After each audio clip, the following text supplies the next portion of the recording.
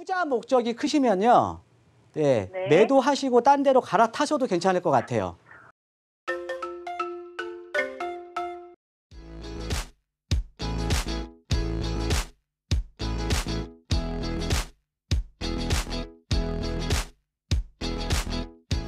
여보세요?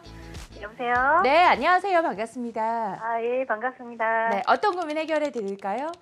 아, 네. 저는 이제 행당 한신 43평 10년 전에 매입해서요. 네. 살고 있다가 지금은 전세 6억 주고 있는데 네. 이거를 지금 매도를 해야 될지 아니면은 계속 가지고 있어도 괜찮은지 그게 궁금해서 연락드렸습니다. 알겠습니다. 10년 전에 매수해서 계속해서 보유 중이신 행당 한신 아파트 43평형대 대표님 앞으로 어떻게 하는 게 좋을까요? 예, 안녕하세요. 반갑습니다, 청장님. 네, 반갑습니다. 예, 제가 지금 지도로 보고 있는데요. 네. 그 행당 한신 슈플러스 맞으세요? 네네. 예, 거기 이번에 그 행당 그 6구역 그 재개발된 데 바로 옆에 있는 거. 예. 네네. 맞죠? 예. 네네. 여기에 지금 43평, 지금은 전세 주고 계신다고요?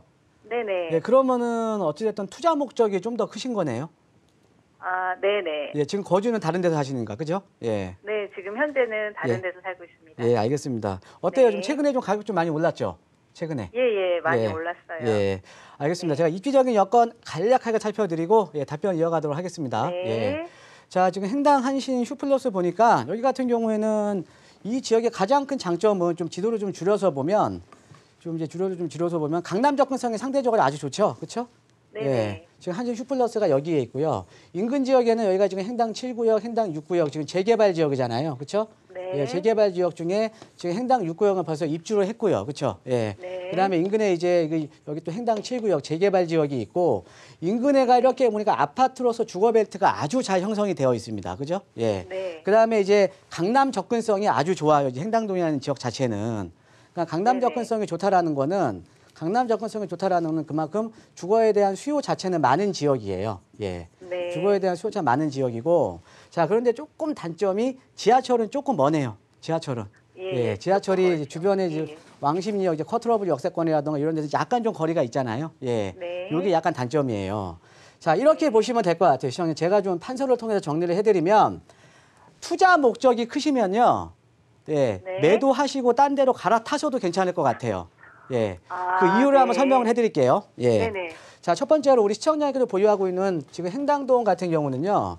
제가 봤을 때는 지금 최근에 좀 가격이 많이 올랐잖아요. 예, 이것뿐만 네. 아니라 지금 서울시 전역이 많이 올랐거든요. 예. 네, 그리고 맞아요. 우리가 서울의 전체적인 시장을 보면 가격이 좀 더 오를 수가 있어요. 예. 가격은 좀 더 오를 수는 있어요. 근데 왜 그러냐면 이런 거죠. 자, 최근에 지금 정부에서 이 정책들을 보면 뭐 임대사업자에 대한 혜택을 축소하겠다라고 지금 나오고 있잖아요. 그렇죠? 네. 예, 그러면 자, 우리 시청자님께서 생각하실 때 임대사업자에 대한 혜택을 축소를 하겠다라는 거는 축소를 하게 되면 이 이전에 지금 임대사업자 등록이 늘어나겠죠. 그렇죠? 네. 예, 그래서 지금 각 구청들 보면은 임대사업자 등록 건수가 늘어나면서 지금 아우성이에요, 아우성. 예. 그러니까 단기적으로는 임대사업자 등록 건수가 많이 늘어날 거 아닙니까? 그죠?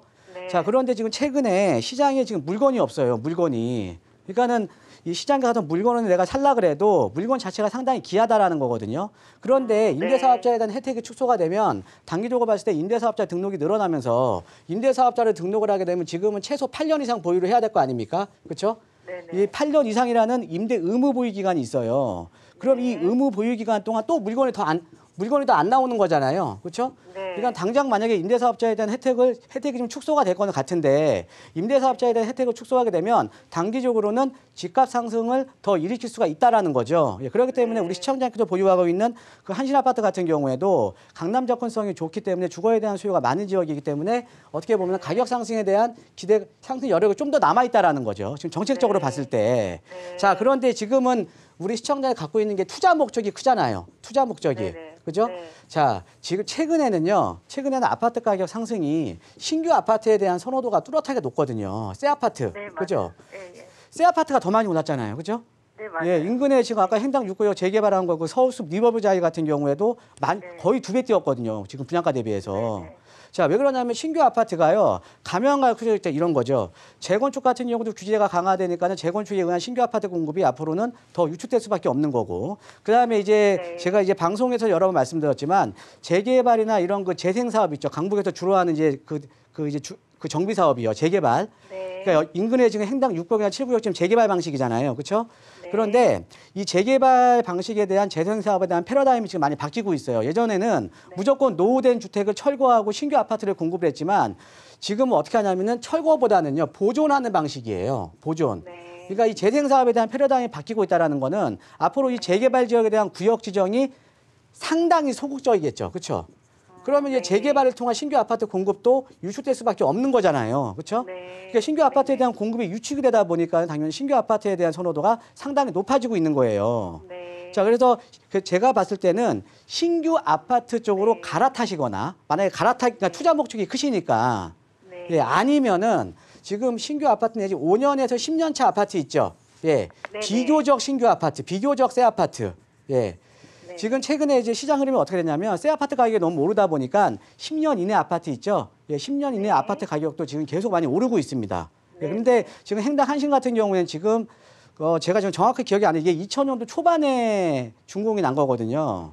네. 그럼 벌써 한 15년이 넘어간 거 아닙니까? 그렇죠? 네네. 예, 그러니까 만약에 내가 투자 목적이 크시다면 물론 가격 상승에 대한 여력은 있지만 제가 볼 때는 새 아파트라던가 10년 이내 아파트로 갈아타시는 게 좋을 것 같습니다.